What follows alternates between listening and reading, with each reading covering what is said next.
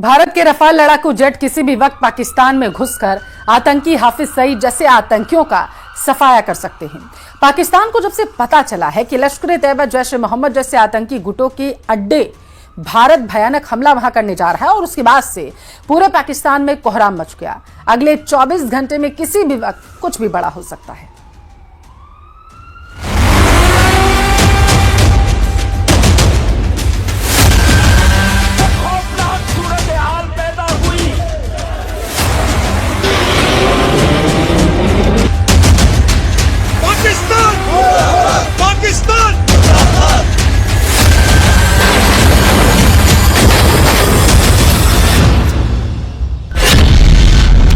Bunker में छिपा Hafiz Saeed, America ने कहा मार दो।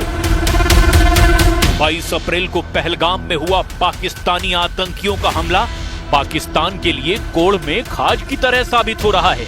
भारत के इरादों को भांपते हुए अब अमेरिका के उपराष्ट्रपति जेडी वेंस ने खुलेआम एक इंटरव्यू में कहा कि भारत चुन चुन कर उन आतंकियों और उनके आकाओं को मारे जिन्होंने पहलगाम में 27 लोगों का नरसंहार किया।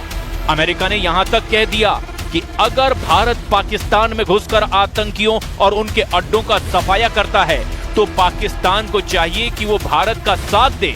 ये हैरान करने वाले डेवलपमेंट पाकिस्तान की सरकार और पाकिस्तानी सेना के लिए नासूर साबित हो रहे हैं।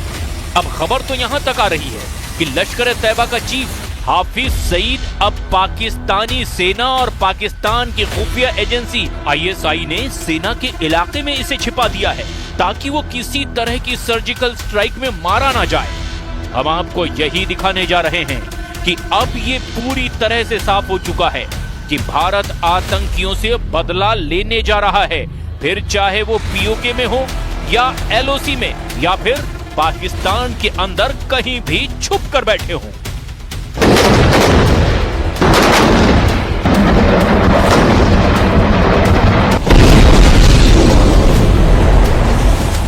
बेशक पहलगाम हमले की जिम्मेदारी TRF ने ली हो, लेकिन इस हमले का पूरा प्लान पाकिस्तान में लश्कर के हेडक्वार्टर में बनाया गया।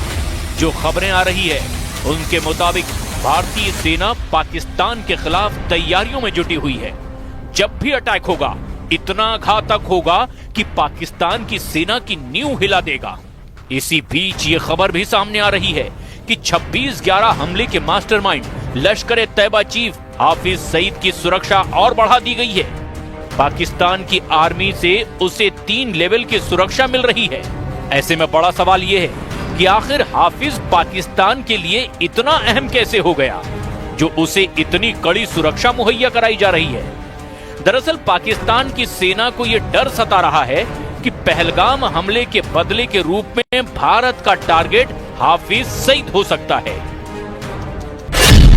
पाकिस्तान को अब भारतीय हमले का खौफ। 1000 पाकिस्तानी मदरसे बंद। इस वक्त LOC से लेकर POK तक पाकिस्तानी सेना और आतंकी पूरी तरह से बौखलाए हुए हैं।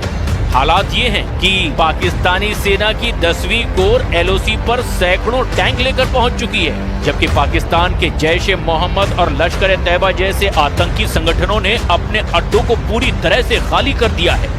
जो जानकारी मिल रही है उसके मुताबिक पाकिस्तान में 1000 मदरसे बंद हो चुके हैं। सूत्रों से मिली जानकारी के मुताबिक पाकिस्तान ने POK में अगले 10 दिनों के लिए सभी मदरसे और धार्मिक आयोजन बंद कर दिए हैं। POK में मौजूद 1000 पाकिस्तानी मदरसों को बंद कर दिया गया है। पाकिस्तानी अधिकारी खुद मानकर चल रहे हैं कि भारतीय सेना यहां पर हमला कर सकती है।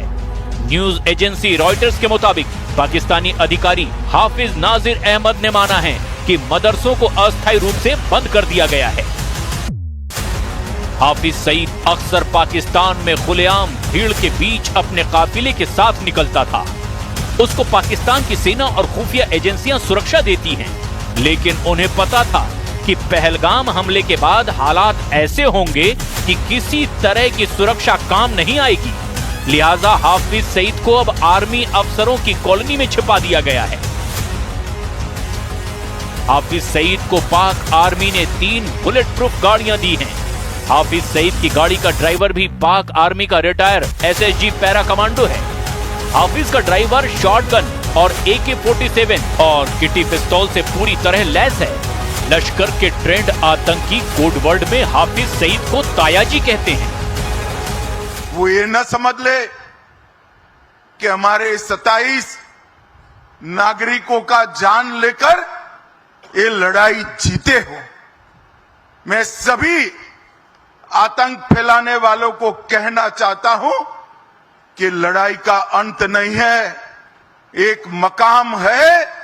हर व्यक्ति को चुन चुन कर जवाब भी मिलेगा, जवाब भी लिया जाएगा। इधर दूसरी तरफ पाकिस्तानी सेना की पोस्ट ने नियंत्रण रेखा यानी कि लाइन ऑफ कंट्रोल के उस पार कुपवाड़ा, बारामूला, पुंछ, नौशेरा और जम्मू और कश्मीर केंद्र शासित प्रदेश के अखनूर क्षेत्रों के सामने बिना किसी उकसावे के छोटे हथियारों से लगातार 9 दिन से फायरिंग कर रहे हैं, जिसका जवाब भी भारतीय सेना दे रही है।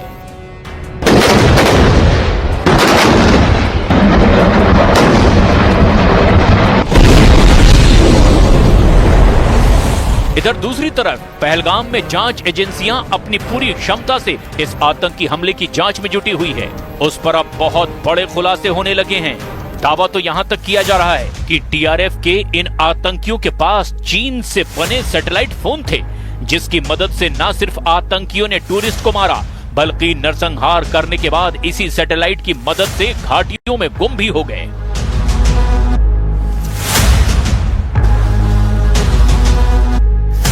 पहलगाम में हुए आतंकी हमले की जांच में कई खुलासे हुए हैं।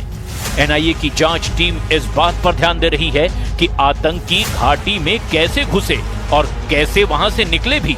वो ये भी पता लगाने की कोशिश कर रहे हैं कि आतंकियों की किसने मदद की। NIA सूत्रों के मुताबिक आतंकी पहलगाम में हमला करने के लिए ड्रोन से हमले की रणनीति बना रहे थे, लेकिन वहां पर बड़ी संख्या में स्थानीय लोगों की मौजूदगी थी और इसी वजह से ड्रोन से हमला करने की रणनीति को टाल दिया गया और फिर सैटेलाइट फोन का आतंकी लगातार इस्तेमाल करते रहे। इसके अलावा भी सुरक्षित बचे लोगों और चश्मदीदों की गवाही ली जा रही है। कई बयान दर्ज किए गए हैं। सूत्रों के मुताबिक NIA की टीम कुछ स्थानीय फोटोग्राफरों से भी पूछताछ कर रही है। उनके पास या उनके फोन में जो भी वीडियो या फोटोग्राफ हैं, उनको भी जुटाने का काम किया जा रहा है। पहलगाम आतंकी हमले की प्लानिंग पाकिस्तान में बैठे आतंकी संगठन लश्कर-ए-तैयबा के आकाओं ने की। कश्मीर के बैसरन घाटी में खून खराबे के लिए उन्हें पाकिस्तान में ट्रेनिंग दी गई। जांच से पता चला कि आतंकवादी कोकरनाग के